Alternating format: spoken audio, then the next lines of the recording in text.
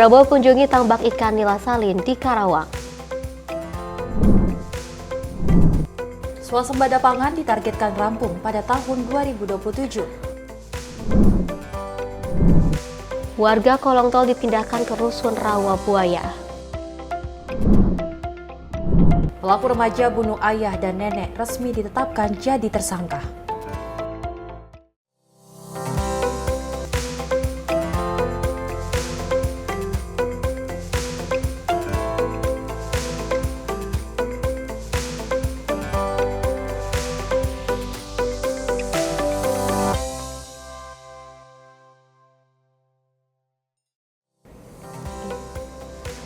Selamat pagi pemirsa Simpo TV. Selamat pagi Sally. Selamat pagi Festi. Luar biasa pada pagi hari ini ya, meskipun tadi cuaca memang sangat agak mendung. Betul. Tapi kita berdua tidak mengurangi rasa semangat kita untuk terus memberikan informasi yang terbaik untuk Anda. Ada terkait perpolitikan, ekonomi, dan juga hiburan.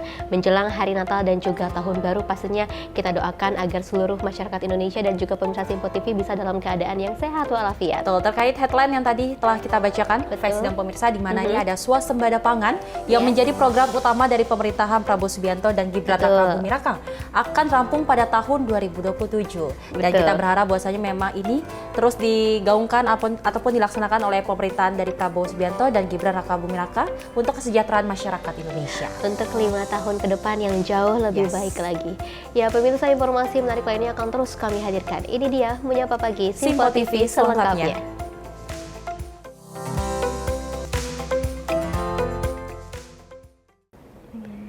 Ya, pemirsa, kita awali dengan berita utama. Dalam masa aksi reuni 212 di Silang Monas, beberapa tokoh agama, salah satunya Habib Rizik Syihab, ini serukan dukungan dan juga doa kepada Presiden Prabowo Subianto. Dan aksi reuni Akbar 212 tersebut mengusung tema revolusi akhlak untuk Indonesia berkah dan Palestina merdeka.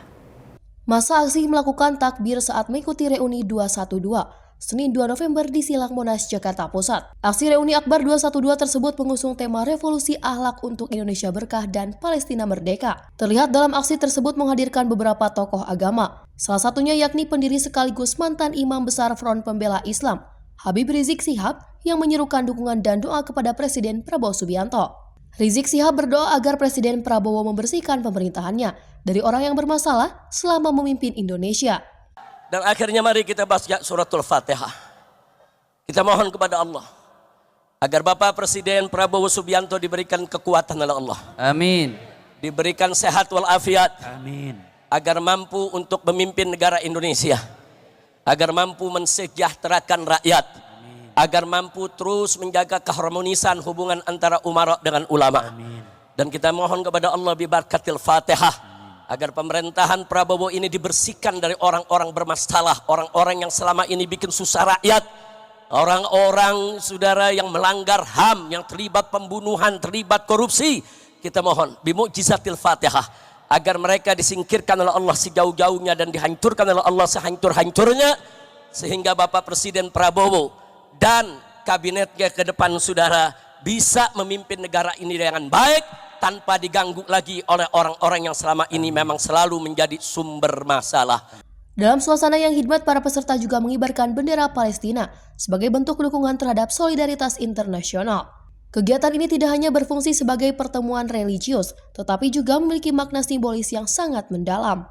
Untuk menjaga kelancaran acara, pihak penyelenggara telah mengerahkan 2.489 personel gabungan dari TNI dan Polri di area Monas. Selain itu, rekayasa lalu lintas juga diterapkan di beberapa jalan untuk mencegah terjadinya kemacetan. Tim redaksi Simpo TV melaporkan. Selain itu, pemirsa, Presiden Prabowo Subianto ini meninjau tambak budidaya ikan nila salin di Balai Layanan Usaha Produksi Perikanan Budidaya Karawang, Jawa Barat. Dan program budidaya ikan nila salin di BLU PPB Karawang ini berpotensi untuk mendukung penyediaan makanan bergizi gratis berbasis protein ikan kepada masyarakat. Presiden Prabowo didampingi oleh Menteri Kelautan dan Perikanan Sakti Wahyu Trenggono serta Dirjen Perikanan Budidaya TB Heru turut hadir. Presiden tiba di lokasi pukul 9 waktu Indonesia bagian Barat, tampak mengenakan seragam safari coklat dan bertopi biru tua. Presiden meninjau tambak budidaya ikan nila salin di Balai Layanan Usaha Produksi Perikanan Budidaya Karawang atau BLU PPB di Karawang, Jawa Barat. Program budidaya ikan nila salin di Karawang ini berpotensi untuk mendukung penyediaan makanan bergizi gratis berbasis protein ikan kepada masyarakat. Hal tersebut sejalan dengan upaya pemerintah untuk mengatasi stunting dan meningkatkan kualitas gizi masyarakat.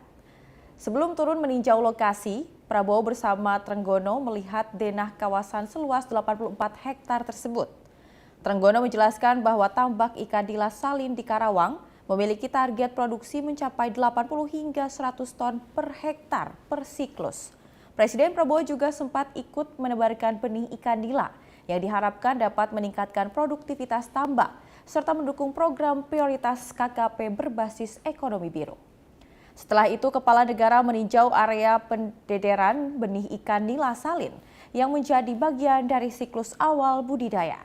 Hal ini sejalan dengan asta-cita Prabowo Gibran untuk swasembada pangan, pemerataan ekonomi, dan pemberantasan kemiskinan. Kunjungan ini juga menunjukkan komitmen pemerintah dalam mendorong sektor perikanan budidaya sebagai salah satu pilar utama ekonomi nasional, sekaligus memperkuat posisi Indonesia di pasar global. Dari Jakarta, tim redaksi Sinpo TV melaporkan.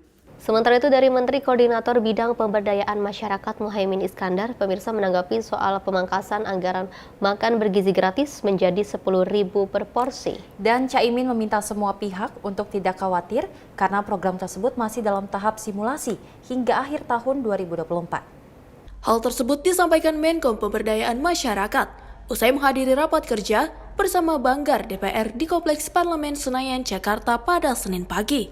Caimin menjelaskan bahwa pemerintah saat ini tak ingin gegabah dalam menjalankan program yang dicanangkan oleh Presiden Prabowo Subianto. Menurutnya, aspek kebutuhan gizi akan terpenuhi dalam satu porsi makanan bergizi gratis. Caimin juga mengatakan, nantinya pemerintah akan melibatkan berbagai pihak dalam menjalankan program tersebut. Ya, tentu semua kan masih proses simulasi ya. Uji coba, simulasi sampai akhir tahun sehingga pelaksanaan pada bulan Januari dimulai itu tentu hasil hitungan yang saya kira tidak gegabah. Pasti ada aspek-aspek minimum dari kebutuhan gizi itu yang harus masuk. Kita tunggu aja. Oke. Cak, ini kan dari PKB kemarin menyarankan supaya memberdayakan ibu-ibu untuk mengatur lah supaya nggak kebanyakan pangan gitu. Itu gimana Pak dari pemerintah? Supaya apa? Nggak kebanyakan pangan supaya nggak vendor atau segala macam. Kemarin mulai didiskusikan di tingkat pemerintah bahwa bantuan pangan bergizi ini didorong melibatkan lingkungan, melibatkan sekolah, melibatkan masyarakat. Itu sedang disimulasikan. Kayaknya juga pada akhirnya juga melibatkan sekolahan. Sekolahan tentu melibatkan orang tua, tentu melibatkan ibu-ibu. Karena kalau ibu-ibu terlibat biasanya lebih detail ya, lebih terjaga. Dari Jakarta, Farizal Davariskiano, Sinpo TV melaporkan. Kita beralih ke informasi lainnya, pemirsa. Komisi 6 DPR RI menggelar RDP dengan Direktur Utama PT Pupuk Indonesia beserta dengan subholding di Kompleks Parlemen Senayan, Jakarta pada pagi kemarin. Dan DPR mendorong pemerintah untuk melakukan persiapan terhadap kebijakan distribusi pupuk bersubsidi sesuai Perpres yang akan dikeluarkan Presiden untuk memastikan rantai distribusi yang lebih pendek. Komisi 6 DPR RI menggelar RDP dengan Direktur Utama PT Pupuk Indonesia Persero beserta subholding untuk membahas terkait perkenalan mitra kerja Komisi 6 DPR RI. Evaluasi kinerja korporasi sampai dengan triwulan 3 tahun 2024, penyampaian rencana kerja dan roadmap korporasi tahun 2025. Dalam RDP tersebut, Ketua Komisi 6 DPR RI, Anggia Ermania mengingatkan semua anggota untuk menganalisa korporasi sebagai bentuk pengawasan dari Komisi 6. Pupuk Indonesia ini kan harus melakukan adjustment sana sini gitu loh, ya kan? Tidak kemudian langsung sekonyong-konyong harus dilakukan, tetapi mereka harus secara korporasi juga harus ada kebijakan juga, ada adjustmentnya, analisa korporasinya seperti apa. Ini konteks kita dalam pengawasan di Komisi 6 gitu loh. Tak hanya itu, sejumlah poin disetujui oleh Komisi 6 DPR, salah satunya. Komisi 6 mendorong pemerintah untuk melakukan persiapan terhadap kebijakan distribusi pupuk bersubsidi sesuai Perpres yang akan dikeluarkan Presiden untuk memastikan rantai distribusi yang lebih pendek. Tim redaksi Sinpo TV melaporkan. Dari Menteri Koordinator Pangan Zulkifli Hasan, pemirsa ini memastikan akan mencapai target swasembada pangan pada tahun 2027 mendatang. Dan menurutnya target ini lebih cepat dari rencana awal Presiden Prabowo Subianto yang menyebutkan akan dicapai dalam 4 hingga 5 tahun ke depan.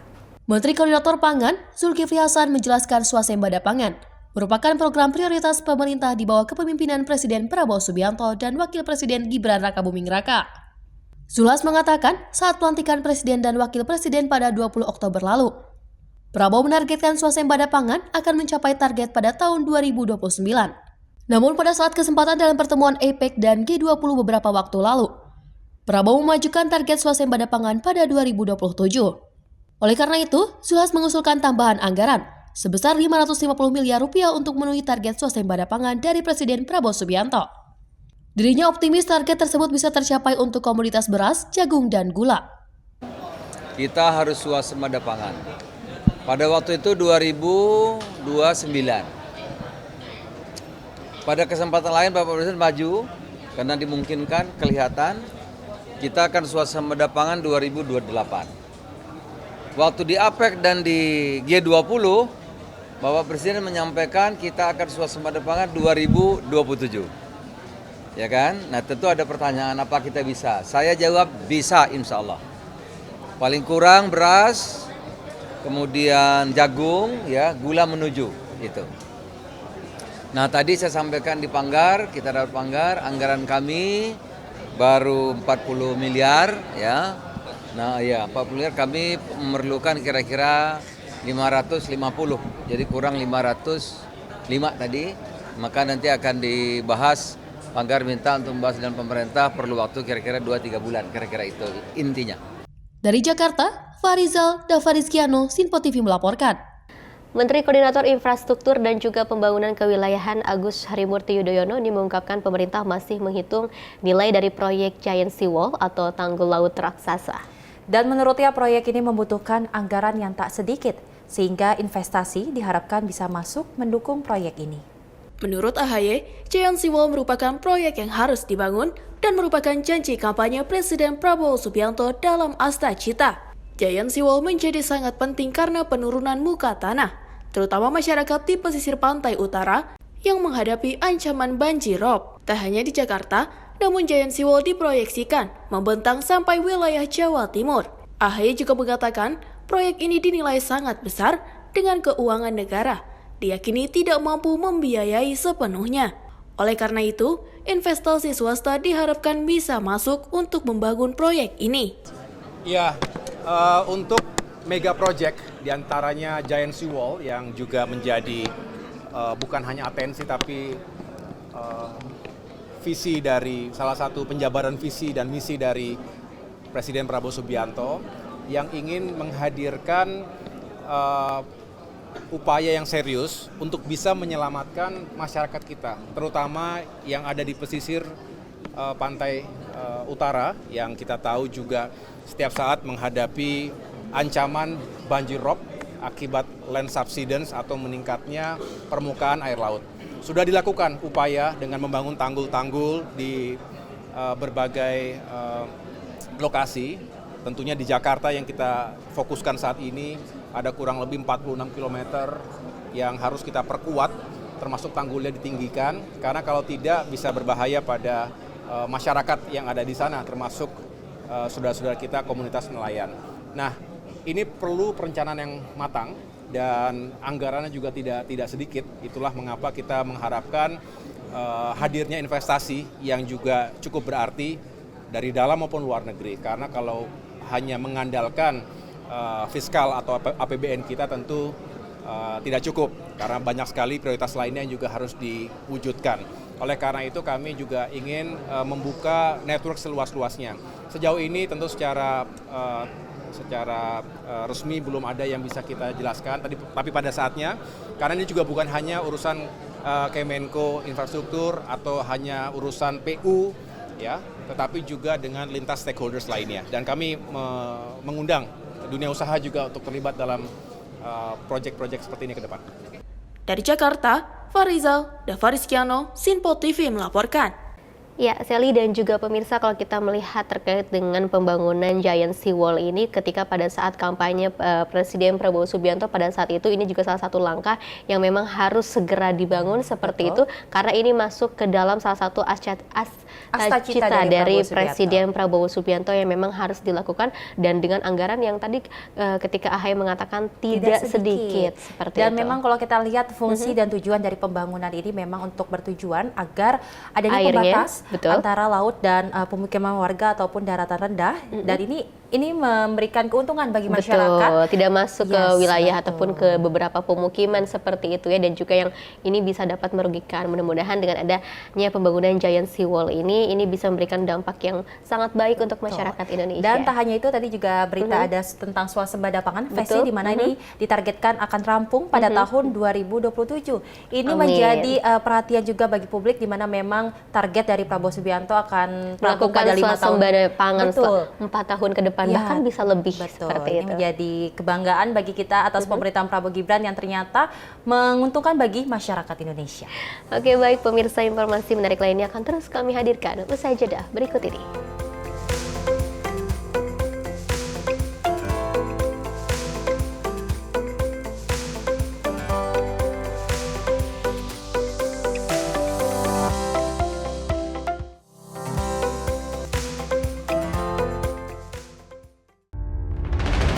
Menghadirkan para tokoh nasional Indonesia.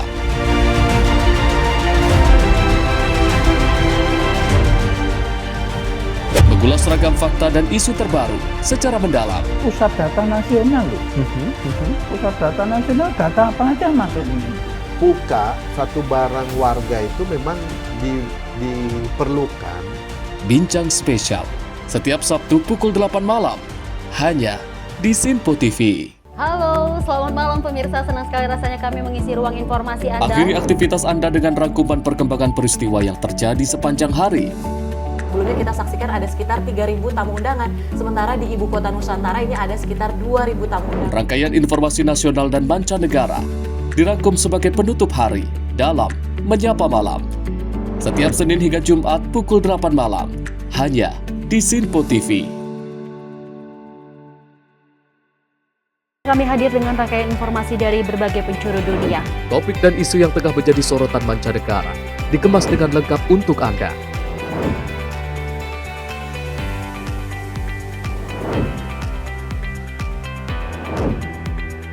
Peristiwa penting yang terjadi dari berbagai belahan dunia ini hadir dalam Sinpo Dunia setiap Senin hingga Jumat pukul 7:30 malam hanya di Sinpo TV.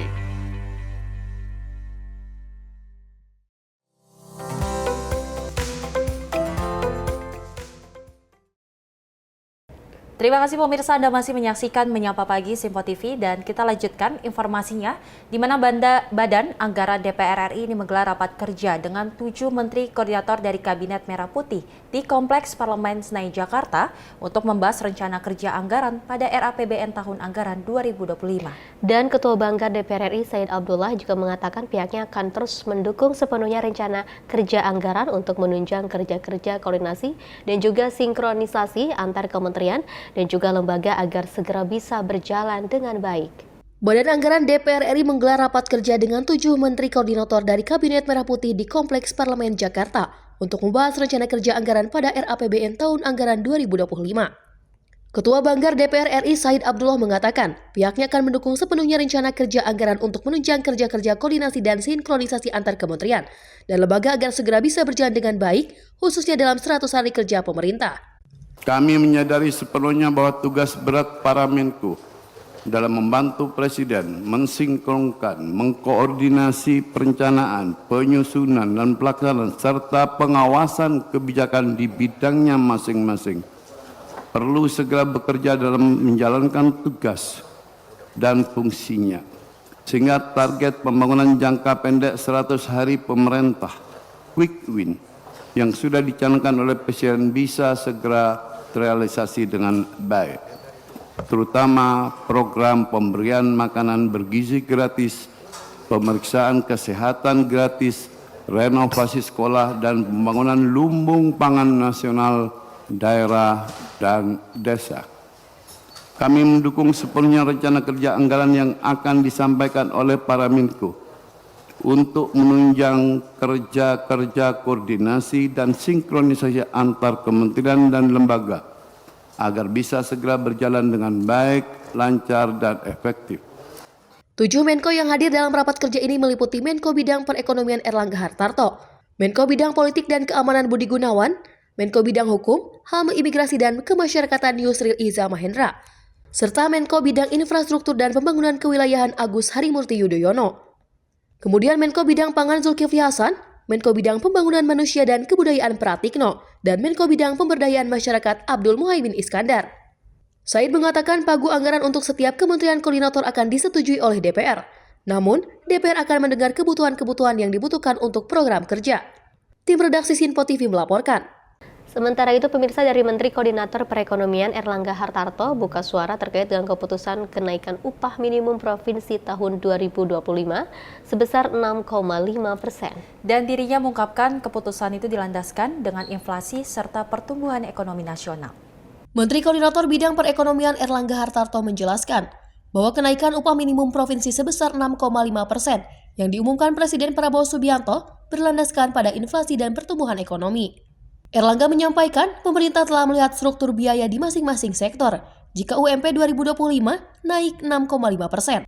Formula penetapan UMP 2025 dilihat berdasarkan biaya tenaga kerja yang bervariasi pada setiap sektor. Untuk sektor padat karya, tenaga kerja menyumbang sebesar 30%. Sementara pada sektor non-padat karya, pengaruh biaya tenaga kerja hanya sekitar 15%.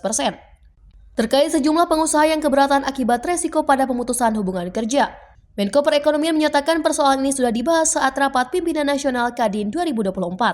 Menurutnya, kebijakan PHK harus menjadi opsi terakhir yang diambil pengusaha. UMP 2025 kan landasannya baik itu inflasi maupun pertumbuhan ekonomi. Ya, tentu kan kita lihat cost daripada tenaga kerja kan tergantung sektor. Kalau sektornya padat karya sekitar 30%. Non padat karya kan pengaruh cost of labor itu di bawah 15%. Jadi pemerintah sudah melihat terhadap cost structure di tiap sektornya. Tentu PHK itu langkah terakhir dari pengusaha. Aja ada pertemuan Rapimnas Kadin, jadi sudah jelas di Rapimnas Kadin. Dari Jakarta, Farizal Davarizkiano, Sinpo TV melaporkan. Menteri Koordinator Infrastruktur dan juga Pembangunan Kewilayahan Agus Harimurti Yudhoyono mengusulkan tambahan anggaran kementeriannya sebesar 273 miliar. Dan menurutnya usulan tambahan ini untuk menyesuaikan tugas-tugas baru yang telah ditetapkan oleh Presiden Prabowo Subianto. Hal tersebut disampaikan Menteri Koordinator Infrastruktur dan Pembangunan Kewilayahan usai menghadiri rapat kerja bersama Banggar DPR di Kompleks Parlemen Senayan, Jakarta. AHY mengatakan usulan penambahan anggaran ini nantinya akan digunakan untuk penguatan manajemen, pembangunan comment center, dashboard, serta belanja pegawai. Oleh karena itu, dirinya berharap anggaran yang sebelumnya merupakan 230 miliar dapat mendapatkan dengan usulan anggaran dengan menjadi total 503 miliar. Iya, tambahannya 273 miliar. Jadi dari pagu yang ditetapkan sebelumnya 230 miliar, ditambah dengan 273 miliar, maka kita berharap mendapatkan 503 miliar. Rupiah. Fokusnya untuk di mana? Pos-posnya? Ada elemennya, nanti bisa saya bagi datanya. Yang jelas ada penguatan manajemen, kemudian fasilitas pendukung, termasuk juga kita ingin membangun semacam comment center, dashboard, dan lain sebagainya, selain tentunya belanja pegawai. Kita ada kurang lebih 639 pegawai, baik itu kategori PNS maupun non-PNS, ada 4 kedeputian, dan ini semua punya tugas yang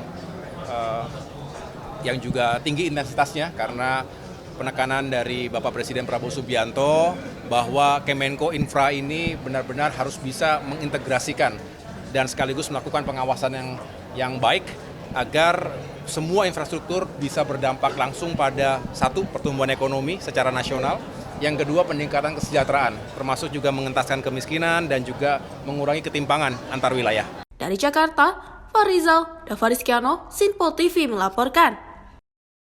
Sementara itu, pemirsa, pemerintah melalui kementerian terkait memindahkan warga kolong tol Jalan Inspeksi Kanal Barat, Jelembar Baru ke Rusun Rawabuaya, Jakarta Barat. Upaya ini diharapkan dapat mengubah nasib sekaligus akan mendapatkan berbagai macam keterampilan untuk meningkatkan perekonomian para warga.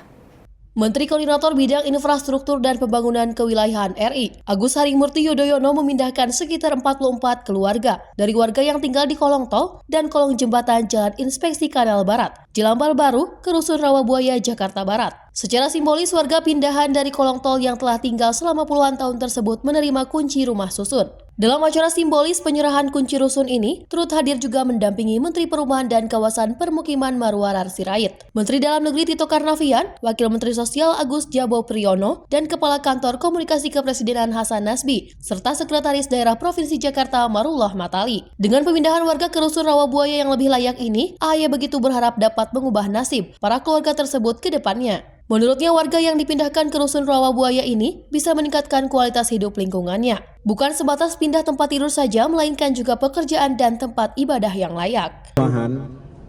Hunian ini menjadi salah satu yang harus kita kawal bersama.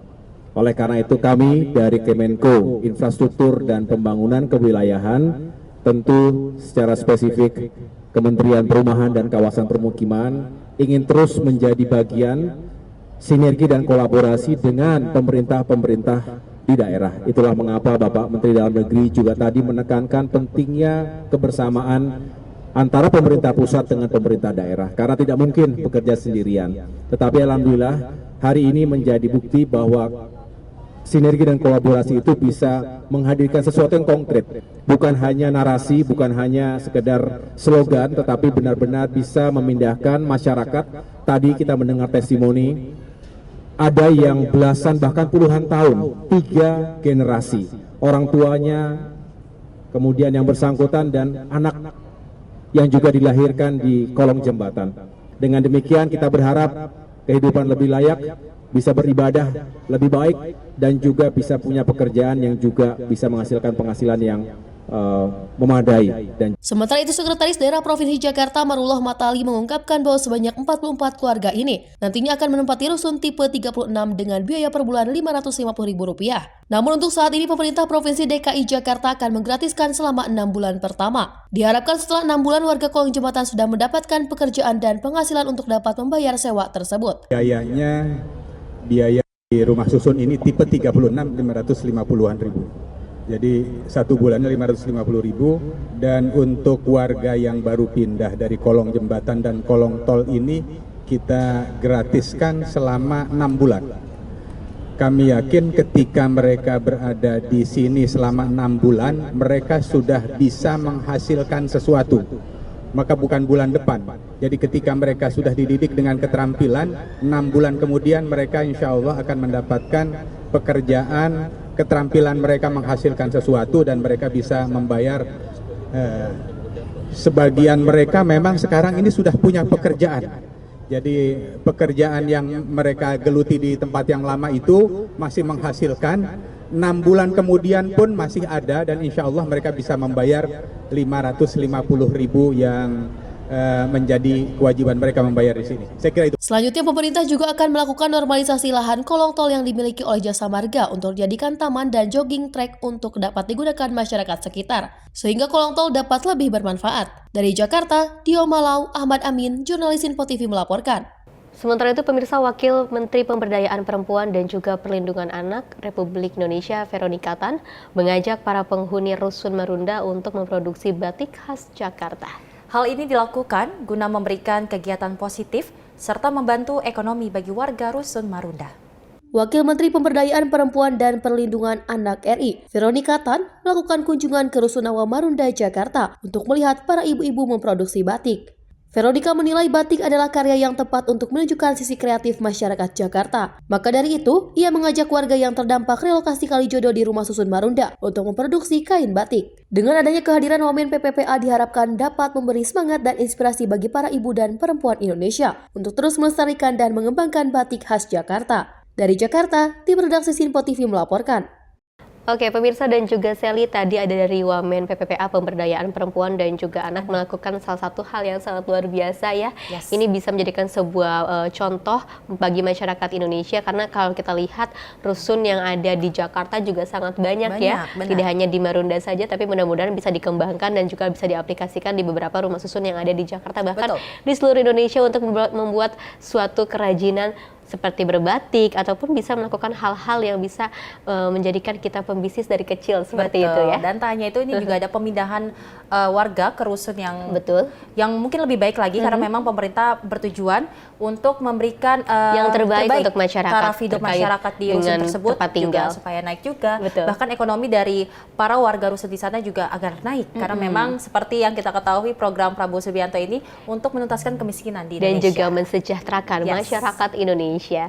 Dan kita beralih ke informasi lainnya terkait dengan pengembangan potensi hutan mangrove giat dilakukan oleh masyarakat Desa Tanjung Rejo, Kecamatan Percut Seituan. Dan pengembangan yang dilakukan beragam mulai dari budidaya ikan hingga kerajinan batik. Melalui pengembangan yang dilakukan pemirsa ini, pemerintah desa tersebut meraih predikat sebagai desa terbaik secara nasional.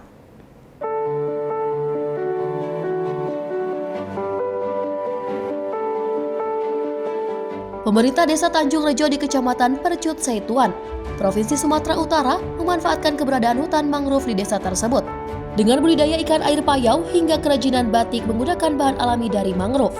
Pemanfaatan ini dilakukan desa tersebut sebagai upaya dari pemerintah melalui Badan Restorasi Gambut dan Mangrove dalam program Mangroves for Coastal Resilience atau MCR di Provinsi Sumatera Utara. Dalam kesempatan ini, Kepala Desa Tanjung Rejo Slamet mengungkapkan, pengembangan yang dilakukan oleh masyarakat desanya menjadikan Desa Tanjung Rejo sebagai salah satu desa terbaik di Indonesia. Menurutnya, pengembangan melalui kerajinan batik yang menyentuh pasar internasional. Adapun dalam hal ini, Slamet mengungkapkan peran media sangat berpengaruh untuk memasarkan maupun menunjukkan potensi desanya kepada masyarakat nasional, serta dapat menjadi contoh terhadap desa lainnya di Indonesia. Lebih dalam, melalui pemanfaatan program M4CR yang dilakukan oleh Desa Tanjung Rejo, diharapkan mampu memberikan dampak yang signifikan bagi masyarakat sekitar dan mengembangkan potensi yang dimiliki oleh desa lainnya. Dari Sumatera Utara, Max Muti Anggiani, Sinpo TV melaporkan. Ya, pemirsa, informasi menarik lainnya akan terus kami hadirkan usai jeda berikut ini.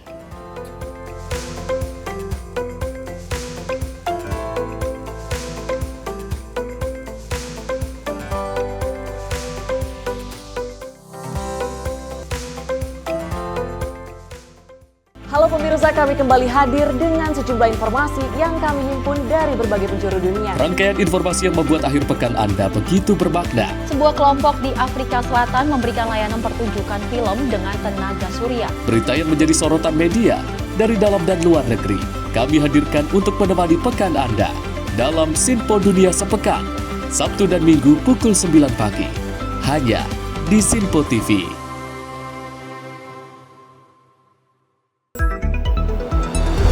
Jadilah yang pertama mengetahui perkembangan terkini seputar informasi dari lembaga parlemen. Punya data nasional, tidak ada satupun backup berarti kan? Tiba-tiba ada putusan yang nggak masuk akal dan seperti ini gitu. Kita biarkan rekomendasi kepada KPK, periksa! Kami hadirkan informasi paling akurat untuk mengawal setiap informasi dalam rapat komisi dan paripurna. Tentunya bersama saya Andi Rezaldi yang telah kami rangkum dalam program Sinpo Parlemen. Saya Arif Rifani. Saksikan Sinpo Parlemen setiap Sabtu pukul 6 pagi hanya di Sinpo TV.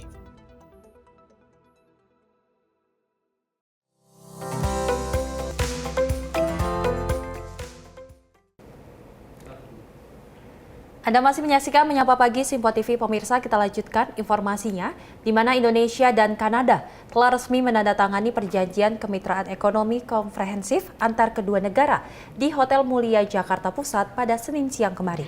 Dan tentunya penandatanganan itu dilakukan Menteri Perdagangan Budi Santoso bersama Menteri Promosi Ekspor Perdagangan Internasional dan juga Pembangunan Ekonomi Kanada, Mary Ng, pada kegiatan misi dagang Kanada ke Indonesia. Menteri Perdagangan Budi Santoso menyampaikan, selain mengenai perdagangan barang, perjanjian kemitraan antara Indonesia-Kanada akan memberikan preferential treatment bagi penyedia jasa Indonesia, serta bagi investor agar akses investasi di sektor manufaktur dan lainnya dapat dipermudah. Mendak Budi pun optimis bahwa hubungan ekonomi Indonesia-Kanada akan semakin kuat di masa depan, sehingga kedua negara tersebut berpotensi menjadi mitra ekonomi yang saling menguntungkan. Ini kita sudah menandatangani joint statement penyelesaian SEPA dan mudah-mudahan tahun depan ya sudah pertengahan tahun depan ya paling secepatnya kita tanda tangani dan tahun 2026 sudah bisa kita implementasikan. Jadi banyak kerjasama yang kita lakukan, perdagangan jasa, perdagangan barang dan investasi, serta kemudahan akses pasar kita ke Kanada. Tapi harapan kita adalah kita juga bisa masuk ke pasar Amerika Utara melalui Kanada, sehingga hambatan-hambatan perdagangan itu bisa diminimalisir melalui perjanjian SEPA Indonesia-Kanada. Dari Jakarta, Sri Dewi Andayani, Dio Malau, Sinpo TV melaporkan.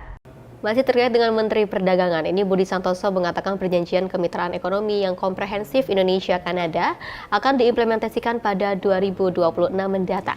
Dan Budi mengaku kedua negara telah menyepakati beberapa poin dalam perjanjian tersebut dan rencananya akan ditandatangani pada pertengahan 2025. Mendak Budi Santoso menjelaskan bahwa perundingan Indonesia-Kanada mengenai perjanjian CEPA telah selesai secara substantif dan diumumkan oleh kedua kepala negara di sela-sela KTT APEC di Peru pada 15 November 2024. Kedua negara sepakat perjanjian tersebut ditandatangani pada pertengahan 2025 dengan perkiraan waktu pada tahun 2026. Budi mengatakan ada dua nota kesepahaman yang disepakati kedua negara, di antaranya kerjasama di mineral kritis serta kerjasama sanitasi dan fitosanitasi. Perundingan Indonesia-Kanada CEPA telah selesai secara substantif dan diumumkan oleh kedua kepala negara di sela-sela KTT APEC tanggal 15 November 2024 di Lima, Peru. Kedua negara sepakat perjanjian dapat ditandatangani pada pertengahan 2025 dengan perkiraan waktu implementasi pada tahun 2026. Saya dan Minister Mary Eng telah menandatangani Joint Ministerial Statement atas penyelesaian Indonesia-Kanada CEPA. Ada dua MOU bagian dari CEPA, yaitu kerjasama mineral kritis dan kerjasama sanitasi dan fitosanitasi, juga ditandatangani oleh pemerintah Indonesia dan Kanada. Dari Jakarta, Sri Dewi Andayani, Dio Malau, Sinpo TV melaporkan. Pemirsa, Komisi 1 DPR RI melaksanakan rapat kerja pertama dengan Menteri Luar Negeri Republik Indonesia Sugiono. Dan rapat membahas program kerja 100 hari pertama Menlu dan isu-isu aktual. Komisi 1 DPR RI menggelar rapat perdana dengan Menteri Luar Negeri Sugiono untuk membahas rencana program kerja 100 hari Kementerian Luar Negeri RI. Selain membahas program kerja 100 hari Kemenlu, rapat tersebut juga beragendakan pembahasan sejumlah isu-isu aktual. Rapat dilaksanakan di ruang rapat Komisi 1 Gedung Parlemen Senayan, Jakarta pada Senin 2 November 2024 yang dibuka langsung oleh Ketua Komisi 1 DPR Utut Adianto. Dalam kesempatan ini digunakan kedua belah pihak untuk saling berkenalan karena keduanya akan menjadi mitra kerja selama 5 tahun ke depan. Dari Jakarta, tim produksi Sinpo TV melaporkan. Pemirsa, Menteri Luar Negeri RI Sugiono menegaskan Indonesia tak akan bergabung dengan blok militer manapun. Dan Menlu menyebut keberpihakan Indonesia ke salah satu blok militer justru tak sesuai dengan konstitusi dan kepentingan nasional. Menteri Luar Negeri RI Sugiono menekankan posisi Indonesia yang menjunjung tinggi perdamaian dunia. Hal itu ia sampaikan saat rapat perdana dengan Komisi 1 DPR RI usai mendampingi Presiden RI Prabowo Subianto kunjungan kerja ke beberapa negara. Menlu Sugiono berharap Indonesia dapat menjalin kerjasama yang baik dengan para negara tetangga dan negara di sekitar. Tak hanya itu, Sugiono pun mengatakan bahwa Indonesia ingin bersahabat dengan semua negara. Ia kembali menekankan bahwa Indonesia bebas melakukan kerjasama multilateral. Kita ingin menunjukkan posisi kita sebagai bangsa, sebagai tetangga yang ingin baik dengan semua tetangga dan negara-negara di sekitar kita. Kita ingin menjalankan politik luar negeri kita yang bebas dan aktif, dalam arti kita tidak bergantung pada blok ataupun fakta militer manapun, namun kita aktif juga menjalin kerjasama dan kolaborasi yang merupakan tema utama dari hubungan luar negeri kita dengan negara-negara tetangga dan baik regional maupun global. Dari Jakarta, tim redaksi Sinpo TV melaporkan. Ya, betul sekali Sri dan juga pemirsa, kalau kita melihat terkait dengan pernyataan dari Menteri Luar Negeri Sugiono yang mengatakan bahwa Indonesia ataupun kemiliteran Indonesia ini tidak akan berpihak kepada blok manapun karena ini tidak akan sesuai dengan yang namanya konstitusi yang ada di Indonesia dan tidak sesuai dengan aturan yang berlaku seperti itu. Karena kita ketahui Festi dan pemirsa Indonesia menganut pemerintahan yang bebas aktif. Jadi aktif, menurut betul. Menlu Sugiono ini sesuai dengan arahan Presiden Prabowo Subianto bahwasanya memang Indonesia tidak berpihak kemanapun karena Indonesia berhak untuk melakukan kerjasama dengan berbagai negara dan tidak ada keberpihakan antara negara lainnya. Tidak ada pembatasan seperti itu ya. Dan pemirsa, informasi menarik lainnya akan terus kami hadirkan usai jeda berikut ini.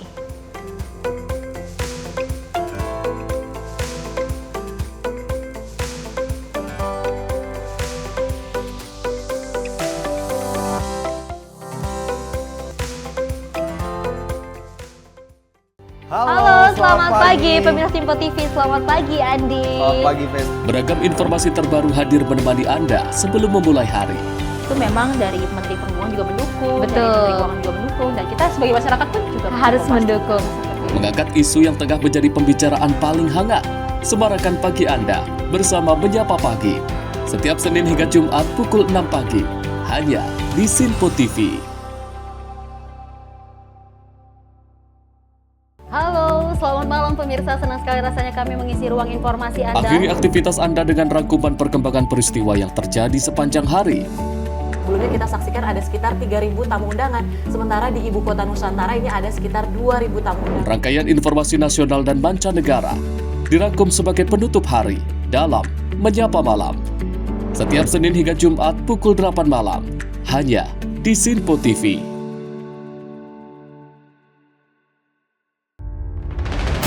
Menghadirkan para tokoh nasional Indonesia.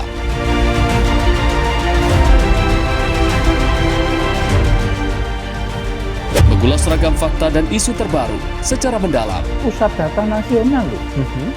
Pusat data nasional, data apa aja masuk ini? Buka satu barang warga itu memang diperlukan. Bincang spesial setiap Sabtu pukul 8 malam, hanya di Simpo TV.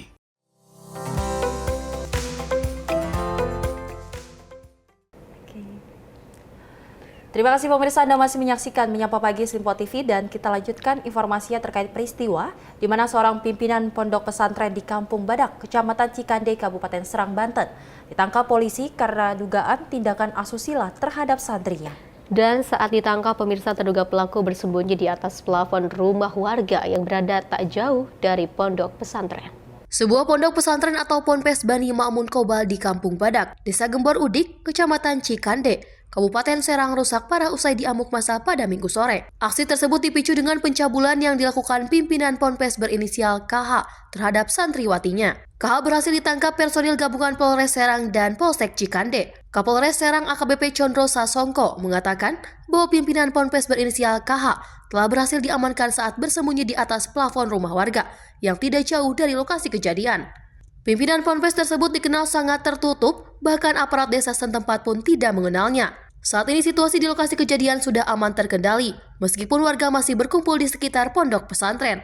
Sebelumnya massa yang berasal dari luar kampung sempat merusak berbagai fasilitas Ponpes, termasuk 2 gazebo yang berusaha dibakar, pagar, relief, serta atap bangunan yang hancur berantakan. Saat ini pimpinan Ponpes telah diamankan oleh aparat kepolisian Polres Serang untuk dimintai keterangan lebih lanjut. Tim redaksi Simpo TV melaporkan. Pemirsa, penyidik unit perlindungan perempuan dan juga anak Polres Metro Jakarta Selatan menetapkan MAS, remaja pembunuh ayah dan juga neneknya, sebagai tersangka. Dan remaja yang berkonflik dengan hukum itu akan dijerat pasal berlapis tentang penganiayaan dan undang-undang tentang kekerasan dalam rumah tangga dengan ancaman hukuman 15 tahun penjara. Hal tersebut disampaikan Kasih Humas Polres Metro Jakarta Selatan, AKP Nurmadewi, setelah melakukan serangkaian penyelidikan. Penyidik Unit Pelayanan Perempuan dan Anak Satreskrim Polres Metro Jakarta Selatan menetapkan MAS, remaja pembunuh ayah dan neneknya, di Lebak Bulus, Cilandak, Jakarta Selatan, sebagai tersangka Senin siang. Penetapan tersangka dilakukan setelah penyidik menemukan 2 alat bukti yang cukup dari hasil olah tempat kejadian perkara dan keterangan 6 orang saksi yang telah diperiksa. Dari hasil pemeriksaan, kondisi kesehatan dan mental tersangka saat ini dalam keadaan stabil. Meski demikian, penyidik masih mendalami motif dibalik pembunuhan sadis yang dilakukan tersangka pada Sabtu dini hari lalu. Saat ini, penyidik tengah memintai keterangan pihak sekolah untuk mendalami keseharian tersangka saat berinteraksi dengan guru dan teman-temannya di sekolah. Penyidik juga masih menunggu kesembuhan ibu tersangka yang saat ini sedang menjalani perawatan di rumah sakit untuk dimintai keterangan. Statusnya udah naik jadi tersangka ya, semalam ya. Jadi untuk penentukan orang menjadi tersangka itu harus ada alat bukti cukup. Ya, alat bukti itu jelas dari barang bukti, kemudian dari saksi-saksi, kemudian pengakuan atau keterangan dari yang melakukan. Iya, dia mengakui. Ya, oleh karena itu, ya, tapi kita tetap dalami. Kita dalami. Untuk sementara ini tetap kita dalami. Untuk keadaan dari ibu anak tersebut, ya, setelah dilakukan operasi atau tindakan yang kemarin terjadi, sekarang masih di ruang ICU. Sudah sadar ya, kemudian sudah membaik, tapi belum bisa dimintain keterangan tentunya. Sebelumnya, MAS membunuh ayahnya berinisial APW, 40 tahun, dan neneknya RM, 69 tahun, serta melukai ibunya di rumah mereka di Jalan Lebak Bulus 1, Cilandak, Jakarta Selatan, Sabtu dini hari lalu. Tersangka akan dijerat pasal berlapis, mulai pasal 338 KUHP tentang pembunuhan, pasal 351 KUHP tentang penganiayaan, dan Undang-Undang tentang kekerasan dalam rumah tangga dengan ancaman hukuman 15 tahun penjara. Dari Jakarta, kontributor Sinpo TV melaporkan. Sangat disayangkan sekali ya pemirsa dan juga Sally, seorang remaja entah apa yang ada di dalam dirinya yang merasuki dirinya hingga tega membunuh ayah kandungnya sendiri dan juga neneknya sendiri ya. Ini harus adanya pengawasan yang aktif ataupun yang sangat keras kepada anak tersebut ya. Maksud kami keras dalam arti adalah harus lebih diperhatikan kembali agar tidak melakukan hal-hal yang memang sangat nekat. Begitu ya, seperti itu. Karena memang kita ketahui pihak polisian masih terus mencari tahu apa penyebab dari anak itu membunuh ayah dan neneknya. Karena kita ketahui apapun tindakan dari anak tersebut tidak patut dicontoh, tidak patut itu tidak dibenarkan ya. Seperti itu. Dan ya. memang kalau kita ketahui katanya anak ini akan terkena undang-undang berlapis dengan hukuman penjara 15 tahun penjara. Dan apapun masalahnya ataupun penyebabnya, yang namanya kekerasan tidak harus dibenarkan dan tidak menjadi sebuah solusi. Kita beralih ke informasi lainnya, pemirsa. Modus meregangkan otot. Seorang pria tertangkap kamera mencuri gerobak besi milik Mushola Nurul Huda di Jalan Cempaka Fajar Baru, Cengkareng, Jakarta Barat. Akibat ulah tangan jahil pelaku, pihak Mushola terpaksa harus membuat lagi gerobak yang sama untuk digunakan kegiatan sosial warga. Dari rekaman kamera CCTV, pria berkaos merah ini terlihat seperti menegangkan otot di pinggir Jalan Cempaka Fajar Baru, Cengkareng, Jakarta Barat. Namun gerakan itu hanya akal-akalan dirinya, karena rupanya hanya untuk memastikan kondisi lingkungan aman. Sehingga pelaku dengan mudah membawa gerobak besi milik Mushola Nurul Huda di lokasi. Hilangnya gerobak yang kerap digunakan untuk aktivitas sosial warga di lingkungan itu dibenarkan oleh pihak pengurus Mushola Nurul Huda. Peristiwa tersebut terjadi hari Jumat lalu di saat kondisi lingkungan sepi, karena mayoritas warga tengah menjalani ibadah sholat Jumat. Pihak pengurus mushola memang tidak mengunci gerobak tersebut karena sering digunakan warga sekitar untuk aktivitas sosial di lingkungan tersebut. Jadi semua warga di sini banyak yang memanfaatkan gerobak itu. Jadi kita bukan hanya mushola. Jadi buat misalnya kadang-kadang warganya anak-anak muda sini nih ada objekan buang puing, ya kan? Nah, biasanya dia pinjam ke mushola, gitu. Nanti ngasih ya ngasih infak berapa 10.000 atau berapa. Tapi dia bisa kebantu buang puing, misalnya pindahan, ya pokoknya bermanfaat lah buat orang sini lah. Akibat ulah tangan jahil pelaku, pihak pengurus mushola terpaksa membuat gerobak yang baru agar saat warga ingin menggunakan gerobak sudah tersedia. Pihak mushola juga mengaku enggan melaporkan kasus ini ke pihak kepolisian. Dari Jakarta, kontributor Sinpo TV melaporkan. Sementara itu, komplotan pencurian hewan ternak yang selama ini meresahkan warga Babakan Madang, Kabupaten Bogor dibekuk polisi. Dan 4 dari 7 pelaku diamankan pemirsa pada saat beraksi. Dalam penangkapan tersebut, salah satu pelaku sempat melakukan perlawanan hingga petugas melumpuhkan dengan timah panas di bagian kaki pelaku.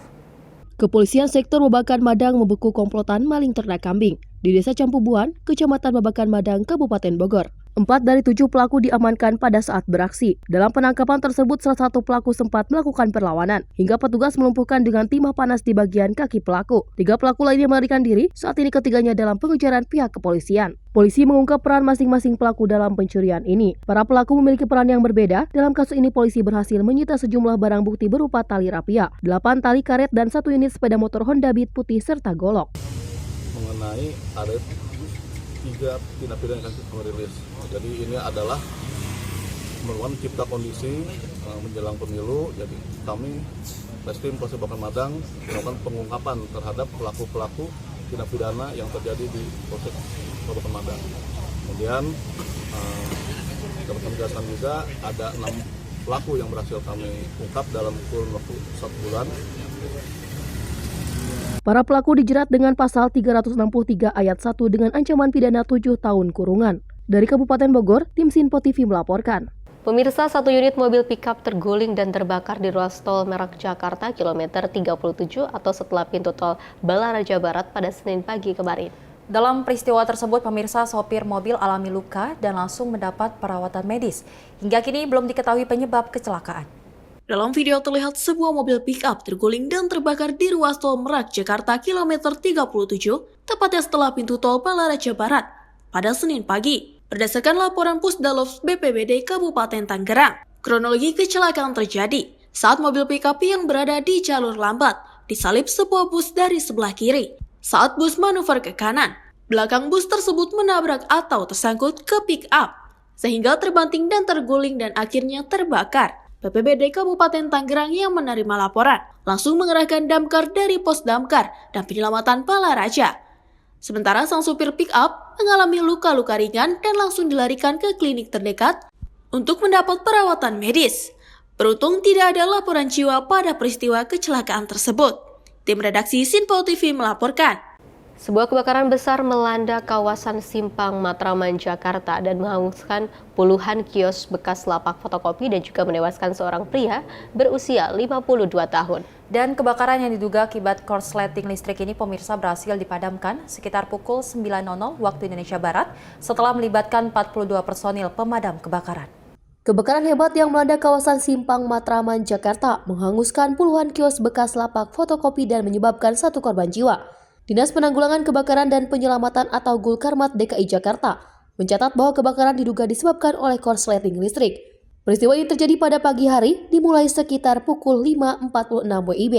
Api berhasil dipadamkan sekitar pukul 9 WIB. Setelah 42 personel pemadam kebakaran bekerja keras menggunakan 2 unit mobil pemadam.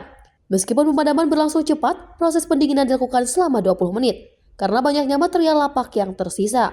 Tak hanya menghanguskan lebih dari 50 kios, kebakaran yang melanda eks Pasar Pramuka Pojok juga mengakibatkan seorang warga tewas di lokasi kejadian. Korban yang diketahui bernama Aubrey, berusia 53 tahun, ditemukan tewas di dalam musola lantaran tak mampu menyelamatkan diri saat api berkobar begitu hebat. Pihak berwenang terus menyelidiki penyebab pasti kebakaran ini yang merusak sejumlah kios dan menambah daftar insiden kebakaran di kawasan tersebut.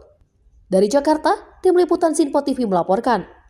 Kita beralih ke informasi lainnya, pemirsa. Sejak dibuka pada awal November lalu, penjualan tiket kereta api jarak jauh untuk momen Natal dan juga Tahun Baru telah mencapai 190.000 lebih tiket.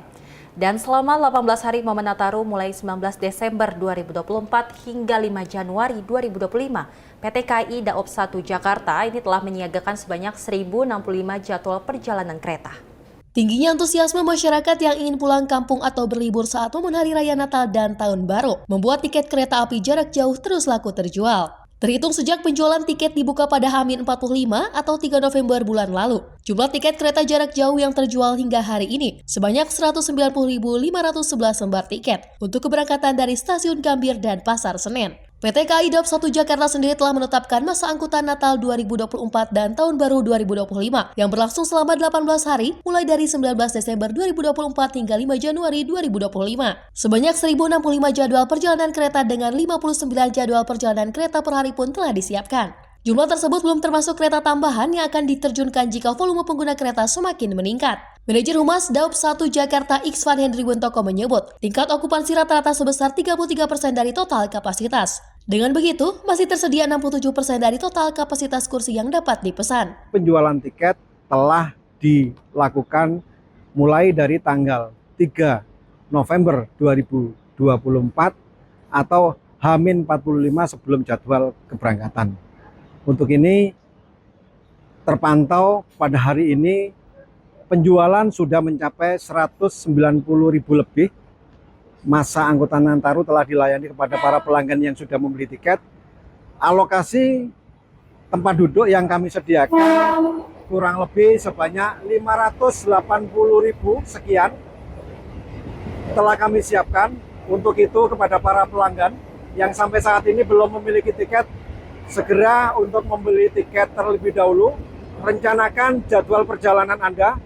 Kemudahan untuk pembelian tiket bisa melalui akses by KAI, channel-channel resmi yang bekerja sama dengan KAI, web kai.id, kemudian bagi Anda yang berencana melakukan perjalanan keluar kota pada momen Nataru, Anda bisa melakukan pemesanan tiket melalui aplikasi Akses by KAI atau kanal resmi yang bekerja sama dengan KAI. Dari Jakarta, kontributor Sinpo TV melaporkan.